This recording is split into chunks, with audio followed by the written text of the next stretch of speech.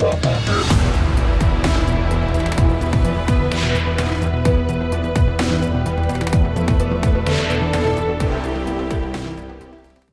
entretiens des patriotes, bonjour à tous. Macron reçoit Bellatar et Soros.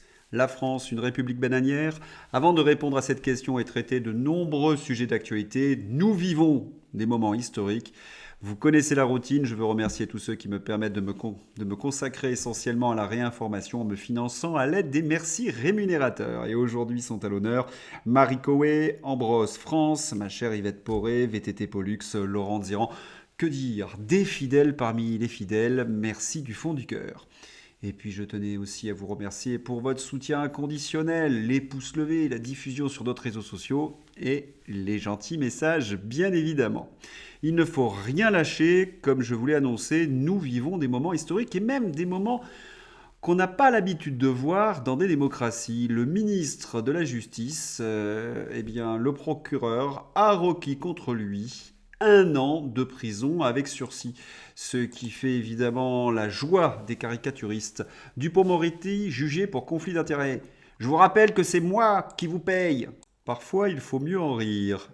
Toutefois, le réquisitoire du procureur général de la Cour de cassation est un peu curieux puisqu'il a déclaré coupable donc Dupond-Moretti, mais concernant la peine d'inéligibilité, normalement obligatoire en cas de condamnation, il a déclaré à la Cour qu'elle pouvait s'en dispenser. Et pour quelle raison? En se remettant à sa sagesse.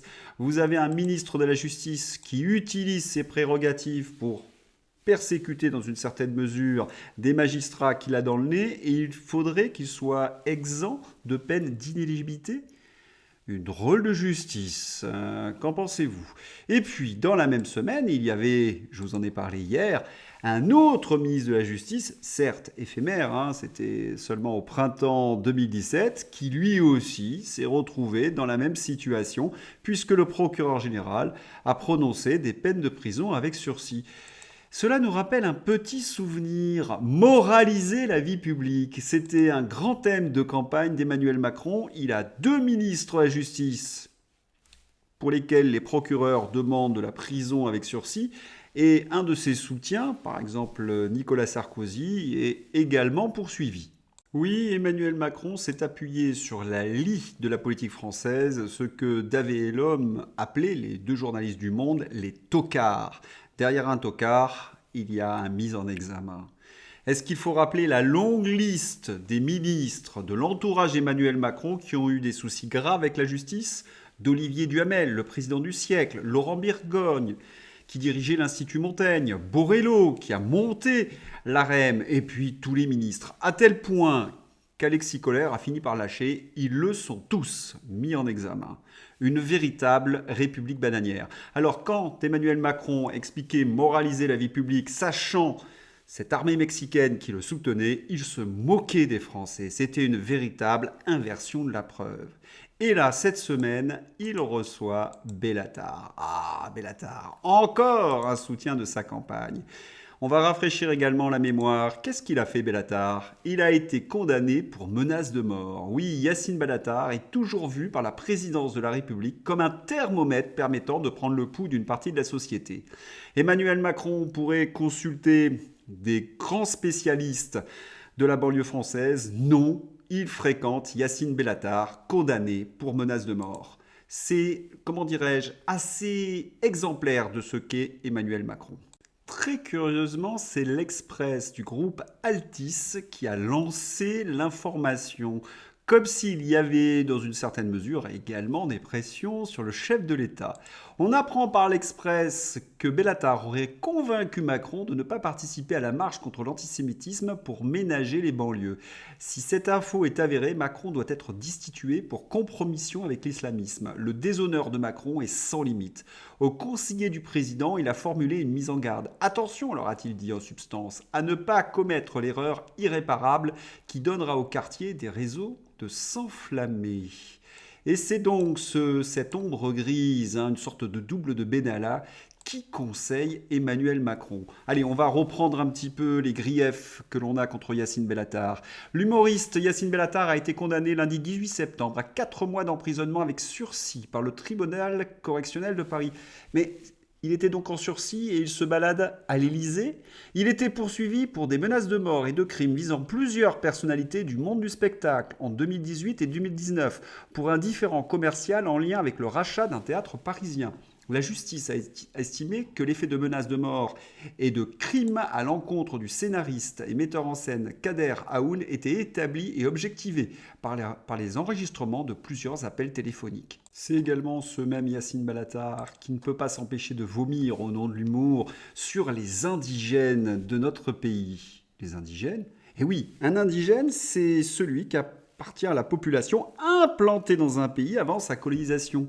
Les colons, ce sont bien les Yacine Bellatar qui se permettent d'insulter ceux qui ressemblent de plus en plus à des Indiens dans une réserve. Et c'est ce personnage repris de justice qui est reçu à l'Élysée. Honte absolue à Emmanuel Macron, mais nous ne sommes pas étonnés, nous sommes bien dans une république bananière. Et nous apprenons au détour d'un tweet, qu'Emmanuel Macron a reçu Alex Soros. Et si Alex Soros n'avait pas communiqué, je crois que nous ne l'aurions pas su. Et oui, il a eu une bonne réunion avec Emmanuel Macron. Vous ne trouvez pas qu'Emmanuel Macron a une drôle de tête ? Regardez, on a l'impression qu'il est comme halluciné, comme s'il avait abusé peut-être de crêpes bretonnes avec toute la farine. Mais trêve de plaisanterie, la visite d'Alex Soros soulève bien des questions sur le niveau de démocratie de notre pays. Oui, nous sommes en République bananière, certes, mais qu'est-ce qui s'est décidé lors de cette réunion ? Personne ne le sait. C'est pour cette raison que Béatrice Rosen s'interroge. Y a-t-il des comptes rendus publics de ce qui se dit au nom de la France dans ce genre de rendez-vous ? Des minutes, par exemple ? Manifestement, non. Ces personnages multiples, Gates, Schwab, etc., non élus et souvent dynastiques, mais à l'influence assez forte pour avoir leurs entrées chez tous les dirigeants du monde, dont l'Élysée, est assez riche pour impacter les décisions des organismes supranationaux par leur financement, ont-ils des garde-fous ? La réponse est non. On voit d'ailleurs rarement des journalistes faire un travail d'investigation.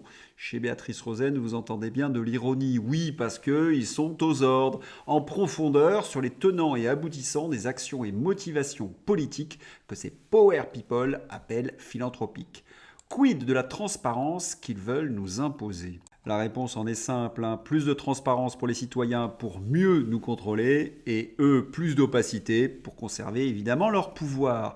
Ce sont des gens dangereux comme nous le rappelle Florian Philippot. Son Open Society à Alex Soros vise à exciter partout les guerres, augmenter l'immigration, aider les passeurs de migrants, restreindre la liberté d'expression, combattre Elon Musk, faire l'Europe fédérale, infiltrer la CEDH, aligner nos diplomaties sur l'état profond washingtonien. Oui, il faut se battre pour se libérer de cet infâme mondialisme. Et s'il n'y a pas de journalistes qui se dressent contre Soros, c'est que généralement ils sont pro-Soros. Pensez à Léa Salamé, dont le père, Ghassan Salamé, est au conseil d'administration de l'Open Society Foundation de George Soros. Alors la question que l'on peut se poser, mais quelles sont les décisions qui ont pu être prises entre Alex Soros et Emmanuel Macron ? On n'en sait rien, mais il y a quand même des choses assez étonnantes après la visite d'Alex Soros. La justice française émet un mandat d'arrêt contre Bachar al-Assad. La justice française a émis un mandat d'arrêt international contre Bachar al-Assad, ont annoncé mercredi des plaignants. Le président syrien est accusé de complicité de crimes contre l'humanité pour les attaques chimiques perpétrées à l'été 2013 en Syrie. Bien entendu, sur cette chaîne, nous dénonçons toute forme de crime sur les populations civiles. Il n'en reste pas moins que l'enquête est menée par la partie occidentale et qu'elle a soutenu des groupes islamistes fanatiques. On se souvient du mot de Fabius al-Nosra, il faisait du bon boulot, qui ont commis des crimes épouvantables. Là, manifestement, il y a amnésie de la part des Occidentaux. Et qui mène l'enquête ? C'est là où on peut dire que peut-être elle ne sera pas très partiale. L'enquête est ouverte après une plainte avec constitution de partie civile par le Centre syrien pour les médias et la liberté d'expression, Open Society, Justice Initiative d'Alex Soros. Vous avez donc Alex Soros qui est chez Emmanuel Macron et il y a une plainte qui est menée dans la foulée. Qu'est-ce que c'est étonnant, vous ne trouvez pas ? Ceux qui estiment qu'il y a une corrélation sont d'horribles complotistes, vous en doutez. Nous allons toujours passer sur cette république bananière. Emmanuel Macron organise les rencontres de Saint-Denis où il reçoit tous les chefs de parti. La rencontre de Saint-Denis prévue entre Emmanuel Macron et tous les chefs de parti ne fait pas l'unanimité. Olivier Faure, PS, Manuel Bompard, LFI et Éric Ciotti ont déjà annoncé qu'ils ne se rendraient pas à ce grand rendez-vous. Grand rendez-vous? Vraiment un grand rendez-vous? Personne n'utilise ce terme, pas même Éric Ciotti. Je n'irai pas à la réunion de Saint-Denis. Nous ne voulons pas être un alibi d'une énième séquence de communication. Nos propositions sont connues, suppression des allocations aux familles de délinquants, référendum sur l'immigration et la baisse de la fiscalité. Mais qu'attendez-vous, Éric Ciotti, pour voter une motion de censure? C'est bien de nous la jouer cap sur rebif, mais il faudrait aller au bout de vos actions. Pour la petite anecdote, de très nombreux militants LR ne font plus confiance à Emmanuel Macron, ce qui fait qu'Éric Ciotti est obligé de prendre du recul. Et qu'est-ce que l'on constate? C'est qu'Emmanuel Macron est dans une certaine mesure abandonné par ses anciens soutiens. Et il arrive à prononcer une phrase qui est presque drôle. Macron juge indigne l'absence de Ciotti à ses rencontres de Saint-Denis. Non, monsieur le président de la République, ce n'est pas indigne de ne pas se rendre aux rencontres de Saint-Denis. C'est exactement l'inverse. C'est indigne de dîner avec vous après ce que vous avez fait subir aux Français. Allez, je ne vais pas me dire le mot inversion accusatoire parce que avec Emmanuel Macron, on le prononcerait toutes les deux lignes. Cela fait évidemment réagir Florian Philippot. Au dîner de com de Macron prévu demain à Saint-Denis, 3 chefs de parti ont déjà décliné LR, PS et LFI. Malheureusement, PCF, Les Verts et RN ont confirmé leur présence. Alors, les Verts, nous le savons, ce sont les supplétifs d'Emmanuel Macron depuis le début. Et quant au PCF de Roussel, c'est le chef du Parti communiste qui invite Édouard Philippe. C'est QFD. Quant au Rassemblement national, là, c'est inadmissible. En plus des macronistes, bien sûr, c'est une énième bêtise. Macron sera humilié et très affaibli si ce dîner est annulé faute de participants. La première édition a montré que c'était juste de l'argent du contribuable gaspillé pour servir la com de Macron. Que les oppositions en sortaient humiliées une nouvelle fois, compromises. Alors PCF et le RN, ressaisissez-vous, boycottez, mettez fin à cette comédie et cessez de jouer le jeu d'Emmanuel Macron. Oui, il semble assez impossible que Jordan Bardella aille dîner à Saint-Denis avec Emmanuel Macron. Parce que ce serait plus du en même temps, ce serait même plus du grand écart. Le conseiller particulier en matière de banlieue, c'est Yacine Bellatar, celui qui vomit sur Marine Le Pen, qui vomit sur Jordan Bardella, qui vomit sur tous les patriotes du Rassemblement national, mais aussi des autres partis patriotes de Philippot, d'Asselineau ou de Nicolas Dupont-Aignan.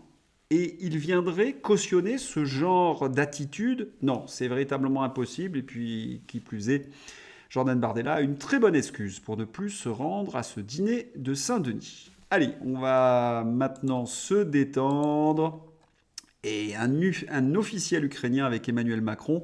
Oui, Shrek et son âne. Puisque cette vidéo évoque une république bananière, nous avons eu de très nombreux exemples. Il faut aussi évoquer la mairie de Paris qui est là, à elle seule, une république bananière avec Anne Hidalgo. Oui, Anne Hidalgo qui a battu peut-être là le mur du son. Alors on rappelle l'affaire, officielle ou privée. Immédiatement se pose la question de savoir qui a payé le déplacement, soulève l'association de son voyage à Tahiti. Selon la ville de Paris, les frais de transport de la délégation parisienne se sont élevés à 40 955 € et ceux d'hébergement et de restauration à 18 545 €. Soit le voyage est officiel et donc devrait être pris en charge par la ville, soit il était privé et devrait l'être à titre personnel, pointe la plainte. Enfin, des associations portent plainte donc contre Anne Hidalgo pour avoir détourné manifestement l'argent du contribuable parisien. On a hâte que la justice tranche. Et qu'a dit Anne Hidalgo pour se défendre? Alors là, j'avoue que je n'ai jamais entendu une défense pareille. C'est presque, comment dirais-je, un élément de culpabilité. Allez, on voit. Dérapage insensé d'Anne Hidalgo au Conseil de Paris. J'ai le droit d'aller à Tahiti parce que je vais aussi à Auschwitz. On peut m'expliquer quel rapport entre les deux? Déclare-t-elle en substance. Que répondre après ça, sinon conseiller à son équipe municipale de lui faire passer une expertise psychiatrique? Après avoir comparé son voyage à Libye, à Tahiti au voyage de mémoire à Auschwitz, Anne Hidalgo accuse Rachida Dati de ne s'y être jamais rendue. Et qu'est-ce que cela présuppose? Rachida Dati étant orientale, elle nous refait quel genre de guerre, là, Anne Hidalgo? Rachida Dati s'y était recueillie avec émotion à l'invitation de Simone Veil. Et en plus, elle raconte n'importe quoi. C'est véritablement la folle dingo dans le texte. Évidemment, on pourrait se contenter de rire des bêtises d'Anne Hidalgo. Mais voilà, derrière la médiocrité de notre appareil politique, nous apercevons que nous vivons dans une république bananière et qu'Anne Hidalgo a transformé la ville lumière en un immense dépotoir. C'est d'ailleurs le constat de Fabrice Lucchini. Alors il le fait avec son talent, avec beaucoup d'humour. Je vous mets son texte, en tout cas son intervention, dans ma description. Qu'est devenu Paris se demande Fabrice Lucchini. Depuis peu, j'accepte les spectateurs arrivant en retard car ils ont le courage de traverser le chaos qu'est devenu Paris pour venir me voir. Maintenant, la décivilisation est incarnée par notre ville. Oui, la décivilisation. Allez, sans transition, nous allons passer au Proche et Moyen-Orient. Joe Biden, qui est en visite officielle en Chine, occuper Gaza serait une erreur. Le président américain Joe Biden a déclaré mercredi qu'il avait clairement fait comprendre au Premier ministre israélien Benjamin Netanyahou qu'une solution à deux États était la seule réponse pour résoudre le conflit israélo-palestinien et qu'occuper Gaza serait une erreur. Biden a déclaré aux journalistes qu'il faisait tout ce qui était en son pouvoir pour faire libérer les otages détenus par le Hamas à Gaza, mais que cela ne signifiait pas l'envoi de l'armée américaine. Comme je vous l'avais dit précédemment, une partie de l'administration de Joe Biden a demandé au chef de l'État, et puis l'opinion démocrate, de ne plus soutenir aveuglément Benjamin Netanyahou. Et ce qui est intéressant, c'est que les Américains se rapprochent de la position russe. Proche-Orient, la création d'un État palestinien ne peut être évitée, estime Lavrov.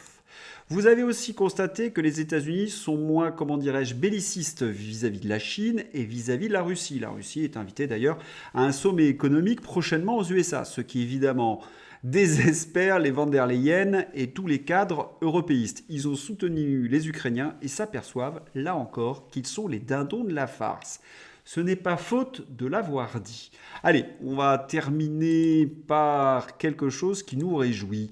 Énième bid hautement lucratif qu'on nomme le BHL sur France 2. La plus grande chaîne de TV publique a fait hier soir l'une de ses pires audiences, 3,5% de part de marché, soit moins qu'Arte, France 5 et même C8, car elle diffusait sur commande un énième navet de BHL sur l'Ukraine. Oui, l'Ukraine ne fait plus recette. J'espère que vous avez apprécié ce numéro. Je vous souhaite une excellente journée. À bientôt. Au revoir.